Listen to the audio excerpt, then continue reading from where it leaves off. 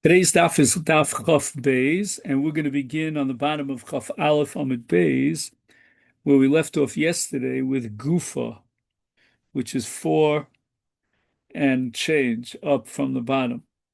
On Rabbi Yossi, Rabbi Chanina, we continue our study of the Kiyar for the purpose of sanctifying the Kohen through Kiddush Yadayim V'Raglayim.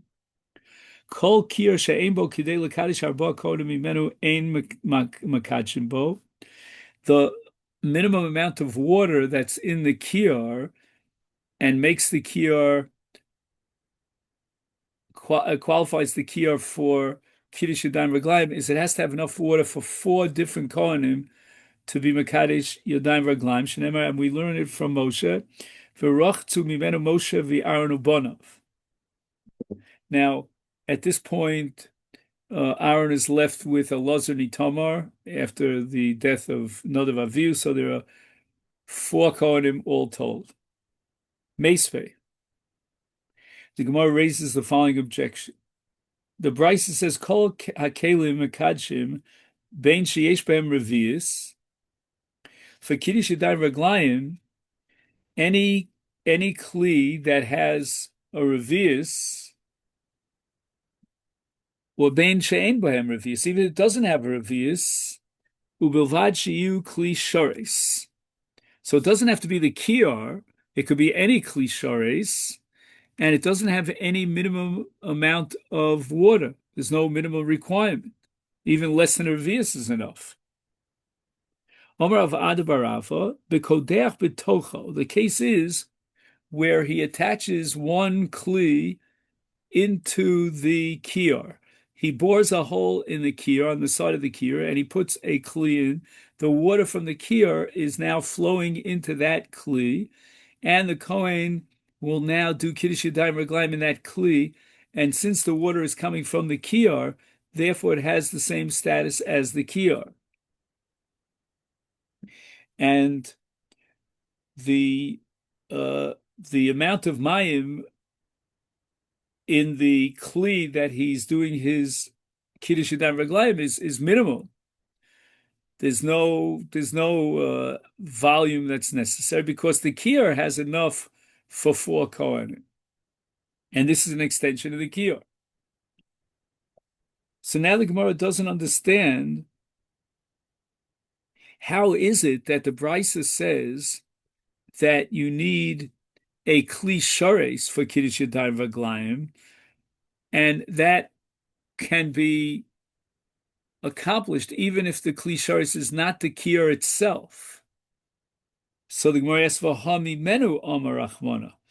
The Torah says that Vayosem es hakiyar, right? This is at the end of Sefer Shmos.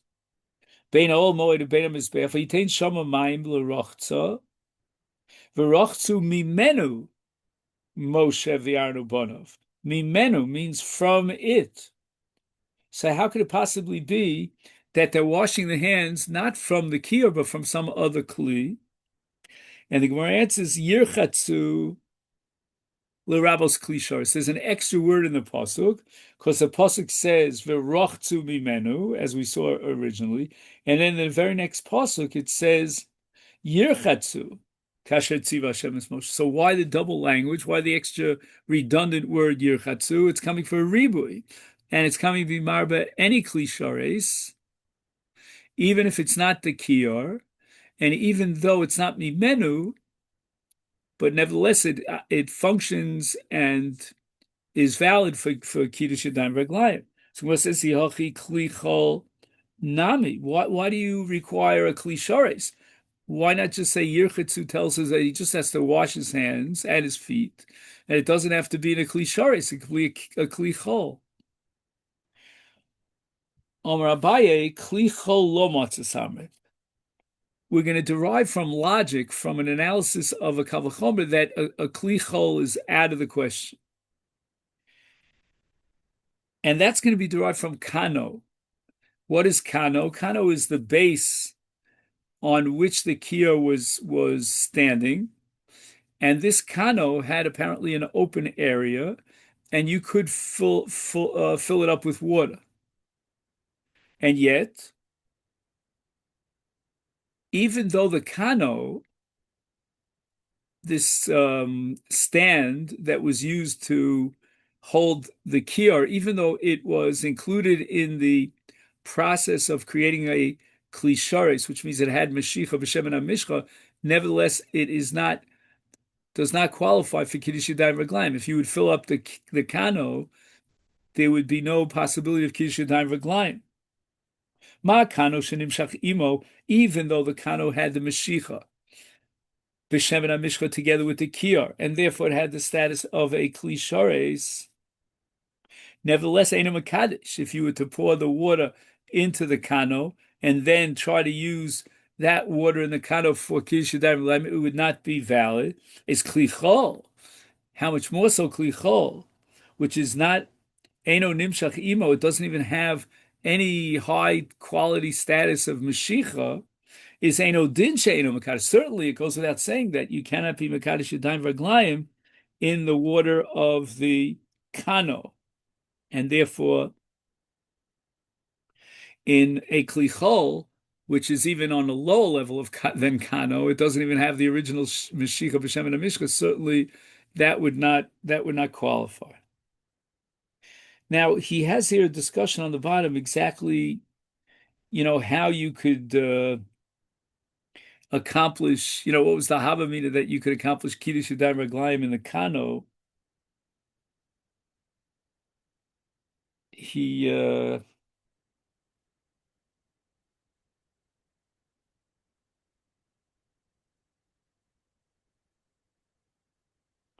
says the base, this kano, was shaped like a box without a cover. The kir was placed on the open top side of the box. The base itself was capable of containing water. Okay, fine. So the Gemara says, "V'kano minalan," and how exactly do you know that kano is excluded, is disqualified? What's the source for that? Maybe Einochinami, the kano was nimshach b'shem and mishcha. It has the status of a klisharis like the kiyar, and it has a base. I mean, it has a receptacle, so maybe that could be okay for kiddush yadayim. Desanya, Rabbi Yehuda Omer, Yachol Yehi Kano Makad. I might think that the Kano could be Makadesh, Kiderech Shakir Makadesh, because it has the same identical status. The Kiyar, the Meshicha was done on both the Kiyar and the Kano. Talmud Lom Vasiso Kiyar Nechoshes V'Kano Nechoshes. The emphasis here is on the description of the Kano as Nechoshes, and it tells you that the Kiyar was made of Nechoshes and the Kano was made of Nechoshes. And that's called L'nechoshes hikishiv, hikashtiv. I made a hekesh between kiyar and kano as far as the material, the copper material was made from. That's called nechoshes. V'lo l'davar, but there's no other equation. Meaning, as far as the actual kiddush yadayim reglaim is concerned, kiyar l'chud, kano l'chud. There's kiddush yadayim reglaim in the kiyar, but not in the kano. Amalei marzutra b'reider of Mari l'Ravina. Mala kano sheina osi l'tocha, tomar bekli chol she'osi l'tocha. What kind of a kal v'chomer do you have? You're assuming that kli chol is excluded from kiddush yadayim reglaim based on the fact that kano was disqualified. Maybe there's a problem with kano that you don't have in the case of a regular kli chol. A kli chol is made specifically designated as a receptacle. But in the case of kano, its purpose for which it was designated is to be a base to hold up the kiyar. So it's not osi l'tocho, meaning it wasn't designated and created for the purpose of containing water so that you could put dip yourself into the water. So therefore, the Gemara has to come up with another source to prove that a klichol is excluded from kiddush yadayim reglaim el mimenu, since the Torah says mimenu, and it indicates that you have to have a kiddush yadayim from the kiyar. It's therefore lemute klichol. Yeah, but wait a second. We included even that case of a kli that was attached to the kiyar, ihochi kli shares nami. Right? We said that if you have a kli shares and you attach it to the kiyar and the water flows into the kli shares, you can use that water in the kli shares for kiddush yadayim raglayim. Why not exclude it from the word mimenu? That the word mimenu teaches me mimenu limute kli shares. Why do you say mimenu is only limute klichol? And the answer is Rav Rachmana Yirchatzu. So you have a miut and a ribui. You have the miut from the word mimenu. You have the ribui from the extra word Yirchatzu, and therefore the mimenu is going to exclude a klichol, and Yirchatzu is going to include any klishares in addition to the kiyar. So the Gemara says, "My royas, who gave you the right to do that? Why not say that the miut of vimenu is excluding a kli shares, and the ribui of yirchatzu is coming to include a kli chol?" So Gemara answers, "Seton mashicha kamo, v'ze'enaton mashicha kamo."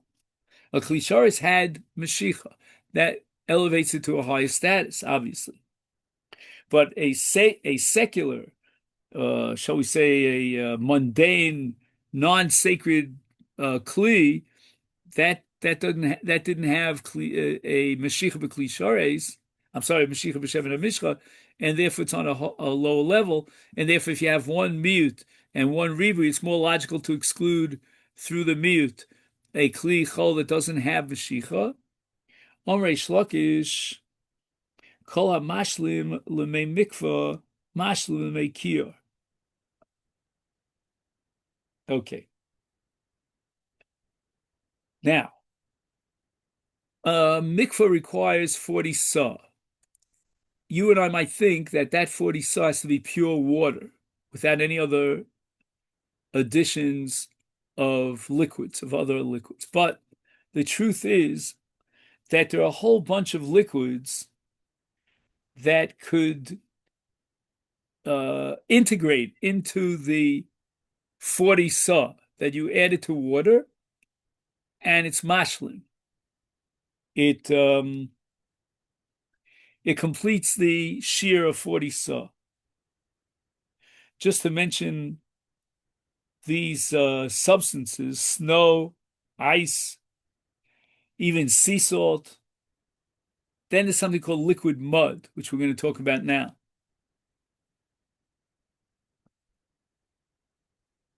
And if that liquid, like the list we just mentioned, qualifies to be mashlim, the 40 sa of a mikvah, then likewise it could be mashlim, the shear of the kiyar that has to be roy for 4 kohanim to immerse their hands and feet.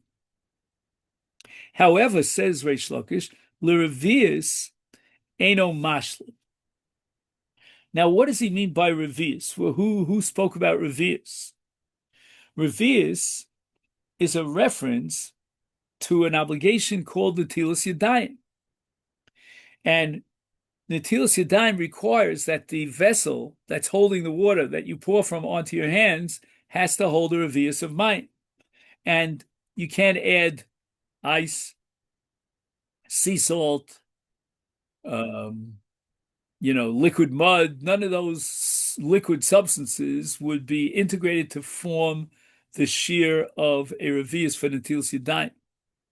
Very fascinating in my mind that netilas yadayim, in a sense, is more chamur than we're talking about kiddush yadayim v'raglayim doraisa. Talking about a mikvah is certainly doraisa.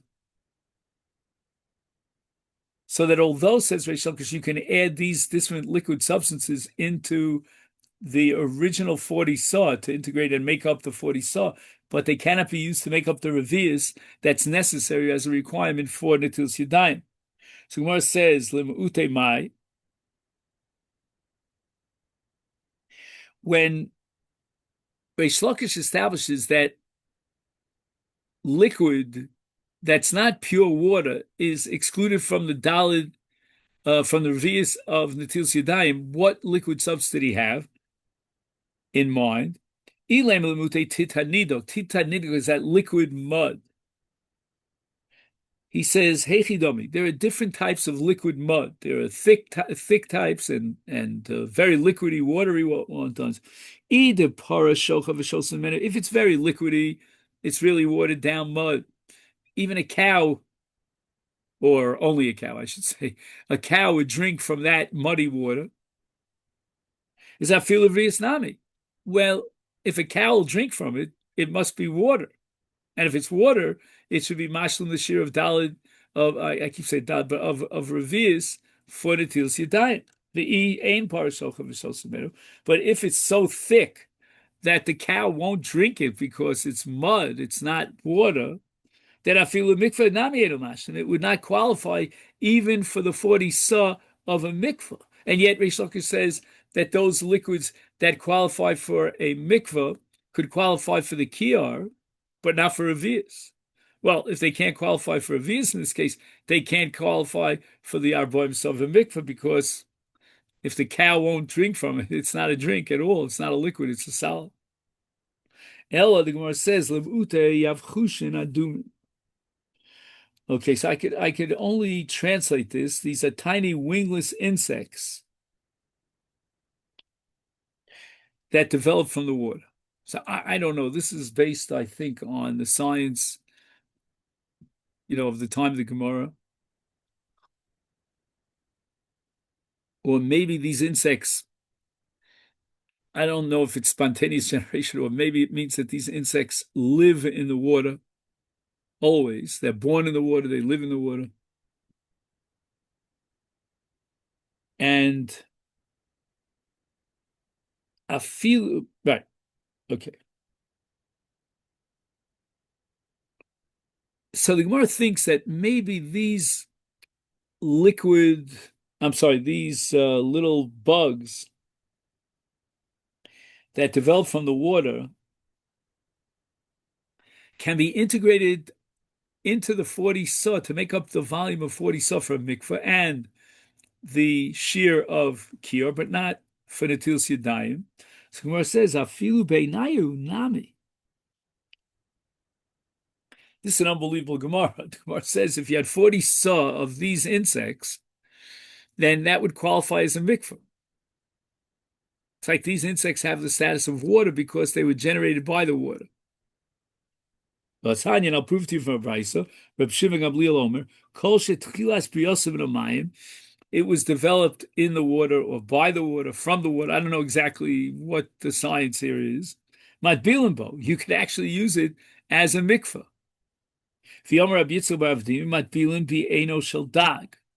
Apparently, they used to have this gigantic fish, and it was so large that you could actually fill up the eye of the fish. You poke the eye out of the fish, and you could fill it up with how much water? I'm sorry. It's the eye of the fish, but you don't fill it up with water. When you remove the eye of the fish, it has gel, and that liquid gel is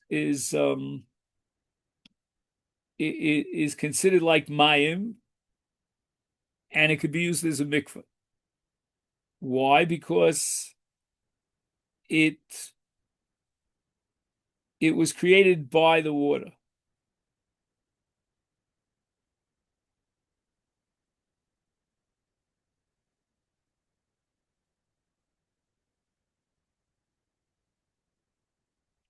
He says the fish itself originates in water, and therefore it's viewed as water. And he can immerse himself in the eye socket containing the dissolved jelly of the eye.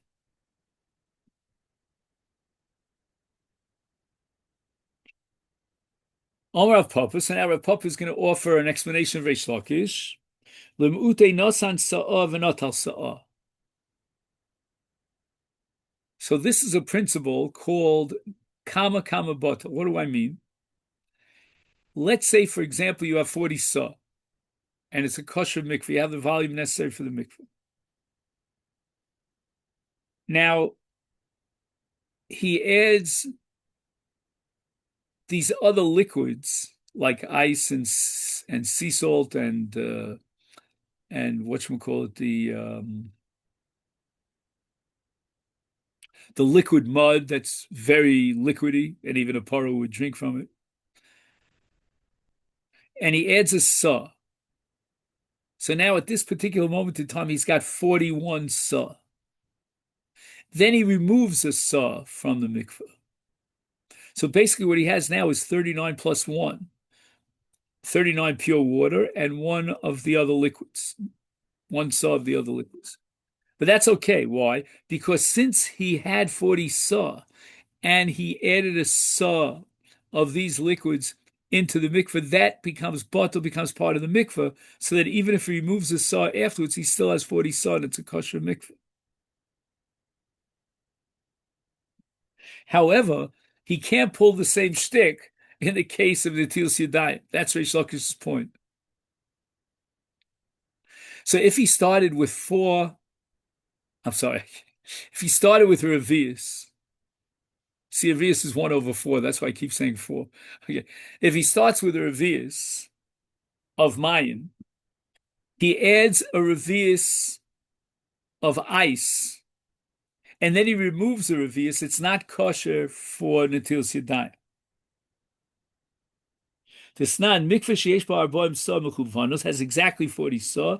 Nasan saw v'natal saw. He adds one of the other mashkim that we mentioned that's not pure water, and he adds a saw, and then he removes a saw. Hareze kosher.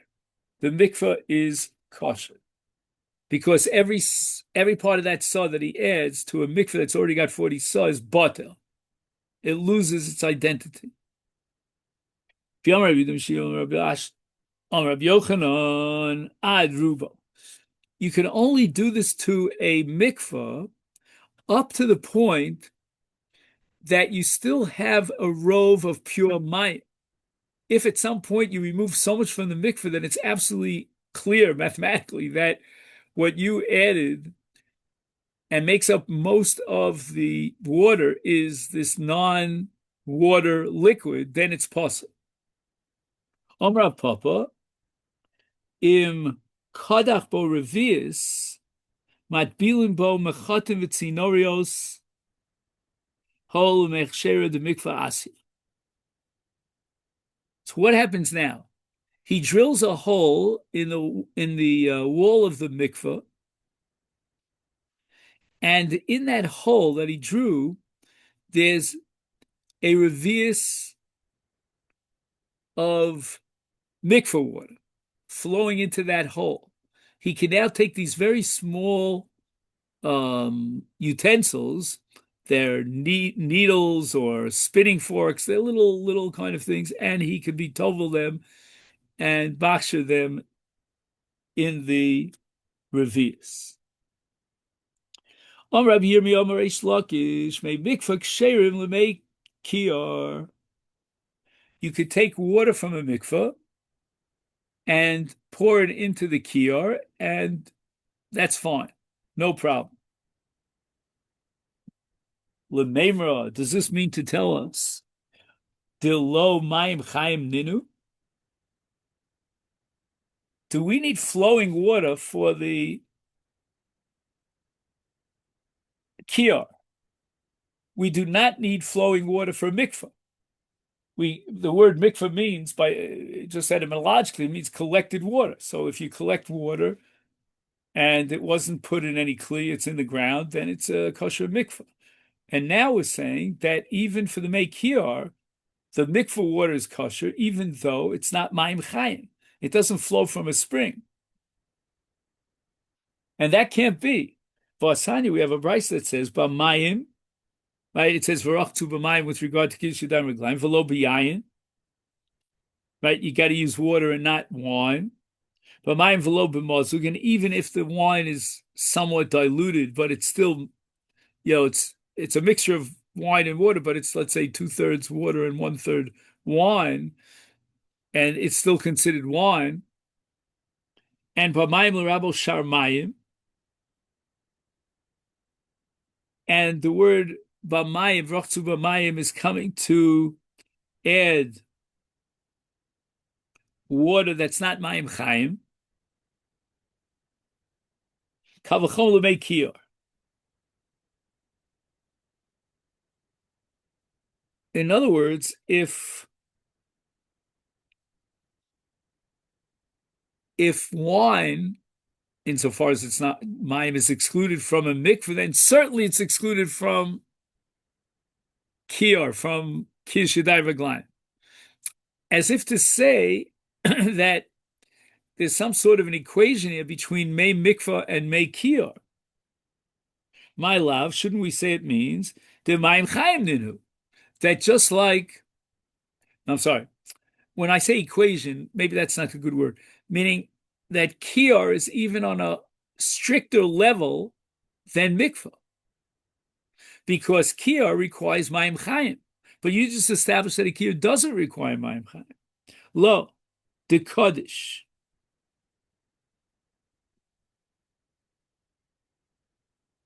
So if I understand correctly, kodesh means it was put into a kli sharis. Let me just see if he says anything.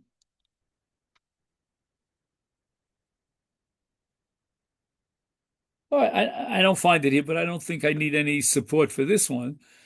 The strict or higher level of mekir vis-a-vis mikvah is that mikvah doesn't require any sort of sanctification, whereas mekir was sanctified in a kli sharis. So Gemara says, "Ukidishi mal yusahi." Who gives a hoot whether or not there was, the water was sanctified in a kli sharis? Let's talk about the carbanola. After the shechita, the carbanola, there's certain parts of the basa that have to be burnt on the mizbeach, and then we have to wash them. And Tanad Vei Rabbi Shmuel, Mayim she'ein lahem shem levai. Whenever the Torah talks about mayim, it has the word mayim. It doesn't have any adjective that's attached to it.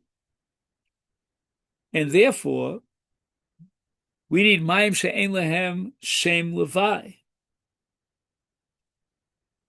So what water will qualify for washing the limbs or the flesh of the korban olah, obviously after shechita?